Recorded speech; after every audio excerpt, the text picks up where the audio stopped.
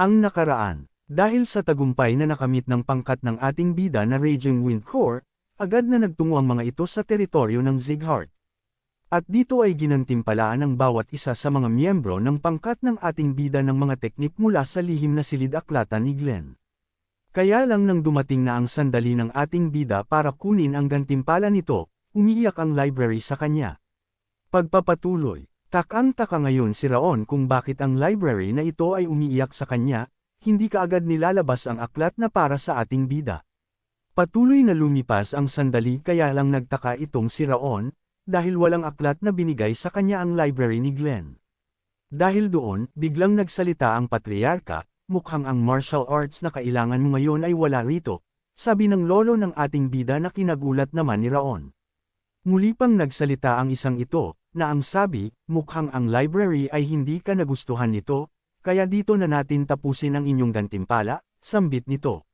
Dahil doon ang library ay muling bumalik sa pinanggalingan nito, at ang mga kasamahan ni Raon ay nag-alala, iyon ay dahil ang kanilang vice leader ay walang nakuha na kahit na isa. At nagutos pa ang patriarka na ang lahat ng miyembro ng Raging Wind Corps ay magbalikan na sa kani-kanilang lugar, na tinignan ng ating bida ang naging reaksyon ng kanyang mga kasamahan. Kaya lang itong si Martha ay humakbang paharap, at nagsabi, ang dahilan kung bakit kami nakaligtas sa misyon na iyon ay dahil sa aming vice leader na si Raon, paliwanag nito para itaas ang ating bida at mabigyan talaga ito ng gantimpala. Agad namang nilingan ni Glenn ang babaeng nagsasalita, at nagtaka kung bakit nagsasalita ito para kay Raon. Muli pang nagsalita ang isang ito, nakikiusap po ako na sana makatanggap rin po ng gantimpala si Raon, kahit ibalik ko pa po ang natanggap ko makakuha lang ang aming vice leader. Pakiusap nito sa lolo ng ating bida. Pinakinggan lang ni Glenn ang mga sinabi ni Martha, at napagtanto niya na mukhang hindi nauunawaan ng mga kasamahan ni Raon ang kanyang sinabi. Dito ay talagang malungkot itong si Martha para kay Raon, dahil nga sa walang nakuha na gantimpala, gayong si Raon ang may dahilan kung bakit buhay silang lahat. Nagsalita si Glenn, nagkakamali ka sa inaakala mo, sambit ng patriarka, na si Martha ay nagulat sa tinura ng lolo ng ating bida. Dagdag pa ng lolo ng ating bida, hindi ibig sabihin wala siyang nakuha na aklat mula sa library ay nawala na ang gantimpala niya. Ang inyong vice leader ay makakatanggap ng reward sa ibang paraan kaya huwag kang mag-alala, na dito natauhan itong si Martha at nawala na ang pag-aalala nito. Dahil doon, agad na yumukod ang babae, at nagpasalamat sa lolo ng ating bida, at humingi ito ng tawad sa pagsasalita niya ng walang column, na nagtataka naman si Raon kung bakit ito ginagawa ni Martha. Tama na yan, bumalik na kayo sa lugar ninyo, utos ng pinuno. Nang makalapit si Martha kung saan naruroon si Runan ay agad itong nagsalita, Martha parang ibang-iba ka ngayon, tanong nito, manahimik ka, sagot naman ni Martha na pulang-pula pisngi nito. Dito ay ang bigay ng utos si Raon, lahat kayo na mula sa pangkat ng Raging Wind Corps, magbigay-pugay sa ating pinuno, utos nito. Na dito nga sa pangunguna ni Raon, ay sabay-sabay na yumukod ang lahat sa harapan ni Glenn at nagbigay galang at nagpasalamat sa gantimpala na kanilang nakuha. Nang makaalis na ang lahat, dito ay kinausap ni Glenn ang kanyang katiwala, at nagsabi na hindi niya inaasahan na magsasalita ng ganun si Martha. Ang babaeng matigas na Amazona ay nagpakita raw ng pag-aalala kay Raon, sabi naman ng katiwala, paano raw karakter ni Raon na binati pa ang kanyang mga kasama kahit wala siyang natanggap na kahit ano, sino raw makakakita ng ganung pamumuno at pagsunod ng mga miyembro sa isang bagong hawa na pangkat lamang. At may isang boses ang biglang nagsalita, kanino dapat ipasalamat ang lahat ng mga nangyayari ngayon. Nasabay ang dalawang ito na napatingin sa nagsalita. Ayon naman pala naririto na ang bida-bida na si Rimmer, sabi nito, lahat ng iyon ay dapat ipagpasalamat sa akin na pinuno ng Raging Wind Corps, nangyari yun dahil ako ba naman ang pinuno nila. Sabi naman ni Glenn, tama. Mahusay ang iyong ginawa, na bahagyang tumawa lang si Rimmer para ipakita na natutuwa ito at nakita ng pinuno ang kanyang husay sa pamumuno. Dagdag pa nito, alam naman po ninyo siguro na ang mga batang iyon ay talagang ginawa ang lahat para sa misyon na iyon, nagawa makaligtas sa ika-10 na aspotal, siguro naman alam ninyo na hindi iyon basta-basta na swerte lang. Sabi pa ni Rimmer, kahit hindi raw nito eksaktong alam ang totoong level ng lakas ng ika-10 apostle, tiyak nito na nalampasan na nito ang ikalawang harang, at isa ng ganap na Grandmaster, kaya sana raw pala ay pinatay na niya ito ng una nilang pagkikita, kaya lang raw ang problema, naruroon raw ang leader ng White Blood Cult, naruroon rin daw ang Fallen Heaven, at ang Demon, kaya wala siyang magawa para patayin ito. Sabi naman ni Rimmer, siya nga pala, tulad ng inaasahan ko, talagang mahal na mahal mo ang iyong apo, na itong si Glenn naman ay maang-maangan pa, anong tiyang sasabi mo? Tanong nito, muling nagsalita si Rimmer, ang aklat na lalabas sana mula sa Library of Enlightenment na para kay Raon ay hinarang mo gamit ang isang invisible force, nakita pala iyon ni Rimmer, kaya naman rin pala umiyak ang library dahil sa ginawa nitong si Glenn. Sabi pa ni Rimmer, ginawa raw iyon ni Glenn para personal nitong turuan si Raon, at ipapaalam raw niya ito sa ating bida, huwag kang maingay, utos naman nitong si Glenn. Na talagang tuso at mapang-asar ang isang ito, okay sabi mo aalis na lang ako, pero baka naman may reward rin akong makuha, sambit nito. Napapikit na lang itong si Glenn, at ang sabi, syempre naman plano ko ng gantimpalaan ka, na dala-dala na ng katiwala ang isang supot ng ginto para kay Rimmer. Kaya lang aalis na sana ang isang ito, nagsabi pa ang pinuno na kailangan raw nilang pag-usapan ang mga pagkakamali na ginawa nitong si Rimmer, kaya kinabahan ito, at nagtanong kung ano raw ang nagawa niyang mali. Dito ay inilabas ni Glenn ang liham ng ulat na pinadala ni Rimmer sa Patriarka, na may 2 linya na nagsasabi na nagawang talunin ni Raon ang ika-7 apostle. Dito ay naiinis si Glenn, bakit 2 linya lang, napakaiksi raw, bakit ganun lang raw ang laman nun, lalo pat patungkol iyon sa kanyang apo, kaya nag-aapoy ito sa galit, nasabi naman ni Rimmer, nabiglaan raw kasi ang mga nangyari, kaya ganun lang ang nasabi niya para break ang news raw. Manahimik ka, wala ka nang dapat pang ipaliwanag, sabi nito na nanlilisik na ang mata sa galit, at tiyak na makukulata na naman si Rimmer. At isang sigaw na parang kinatay na baboy ngayon ang maririnig sa buong teritoryo ng Zighart. Lumipas ang mga oras, at sumapit ang gabi, dito sa lugar kung saan naroroon ang ating bida na nagsasanay, isang pangyayari ang hindi inaasahan. Grabe ang katawan ng ating bida ngayon, talagang yummy, baka chupisin rin ito ni Hisoka, ay napaka-solid ng katawan, pangmalakasan, nahinto ito sa kanyang ginagawa dahil sa kanyang nakita.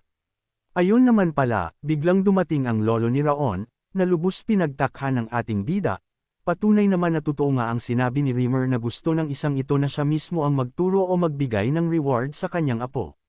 Dahil doon, agad na lumuhad si Raon, bumati at nagbigay galang sa Patriarka, nagtanong ito kung anong dahilan kung bakit naparito ang kanyang lolo, manatili kang tahimik, huwag kang maingay sa kalagitnaan ng gabi, sabi nito at baka may makakita sa kanila o makarinig. Dagdag pa ni Glenn, mukhang nagsasanay ka ngayon, sakto at perpekto ang dating ko. Maghanda ka, utos nito sa kanyang apo na napatayo sa gulat si Raon, ano pong ibig sabihin ninyo? Tanong nito na nagtataka kung anong paghahanda ang sinasabi ng kanyang lolo. Sabi pa ni Glenn, di ba sinabi ko na sa iyo kanina na bibigyan kita ng gantimpala na iba sa lahat?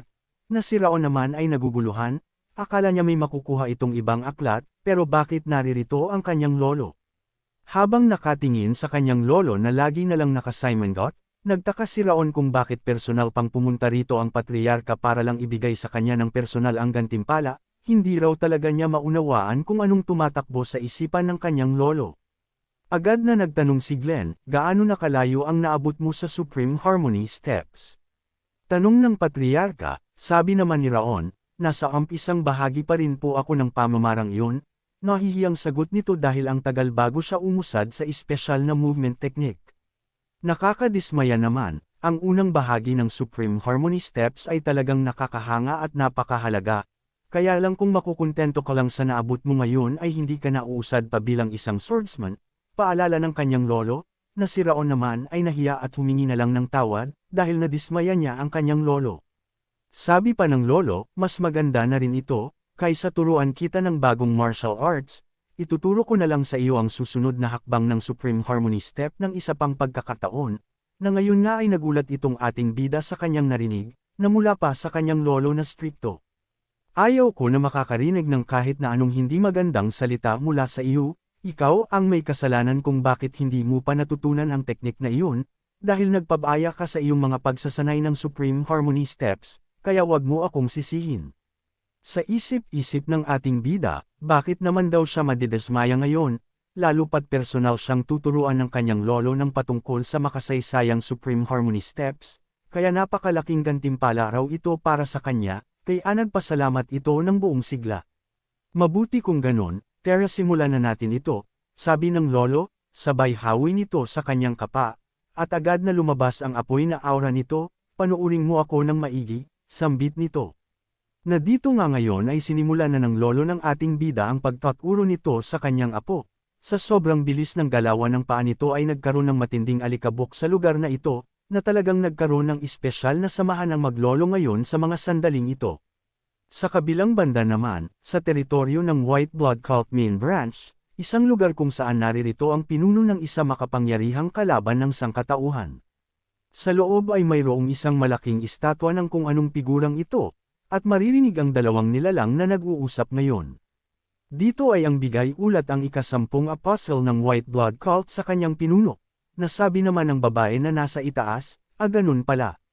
Ibig sabihin ng ika-7 apostle ay tinalo ng isang bata na mula sa angkan ng Zighart, opo kamahalan, at nagtataglay ang batang iyon ng hindi masukat na potential.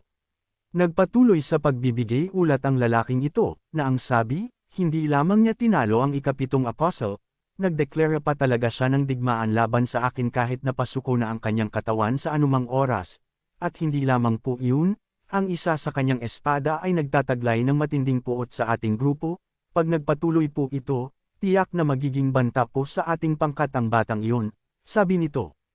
Labas ang cleavage ng pinuno ng White Blood Cult, at masaya siya sa balitang kanyang narinig, sabi nito, ang batang iyon, nasa ganung antas na ng lakas ang taglay niya. Sabi nito ng may kasayahan, na mukhang interesado pa ata sa ating bida. Sabi pa nito, ang ika-7 apostle, tinalo siya ng isa lamang expert, nabigo pa siyang kunin ang mga sakripisyo, at nagdala pa ng kahihiyan sa ating pangkat. Patayin ko na kaya ang ika-7 apostle, sabi ng babaeng ito na may ngiti sa kanyang mukha, at nagpapakita ng matinding pagnanasang pumatay. Nang marinig iyon at maramdaman ang pagnanasang pumatay ng kanilang pinuno, ang isang ito ay agad pinagpawisan, at kinakabahan para sa buhay ng kanyang kasama, iyon ay dahil iniligtas pa niya ito sa kamatayan mula sa kamay ng ating bida. Biglang nagsalita pa ang babaeng pinuno, na ang sabi, hindi. Ang patayin siya para lang sa isang kabiguan ay sobra-sobra naman, kung tutusin ang pagpapalaki sa batang iyon ay napakagandang investment rin, sabi ng pinuno. Iyon ay dahil bata pa lang ang ika-7 apostle ay talagang malakas na rin naman, sadyang nakatapat lang siya ng kalaban na taglay ang sandata na kontra sa kanilang abilidad, na ngayon naman ang isang ito ay nakahinga ng maluwag. Nagsalita pa uli ang babaeng pinuno, pag nabigo pa uli ang ika-7 apostle, dalhin mo rito ang raon na iyon, utos nito, ang ibig po ninyong sabihin ay hulihin ko siya ng buhay. Tanong ng ika-10 apostle. Sagot naman ng pinuno, syempre naman, gagawin ko siyang aking disipulo. Ang pinakamahusay at talentadong swordsman na kabataan ng Zighart ay sasanib sa ating White Blood Cult, hindi ka ba nasasabik kung hanggang saan ang maaari niyang maabot na lakas? Tanan ng pinuno, na mukhang may mangyayari na kung ano sa ating bida. Pagpapatuloy pa ng babaeng pinuno, pag nangyari iyon, ano kaya ang magiging itsura ng mukha ng matandang lalaking iyon? Sa oras na mapasakamay na natin ang batang si Raon, hindi na ako makapag-antay pang makita ang itsura ng Glenn na iyon, sabi nito, na mukhang darating ang sandali na makakalaban ng ating bida ang kanyang lolo. Mangyayari kaya ito? Abangan!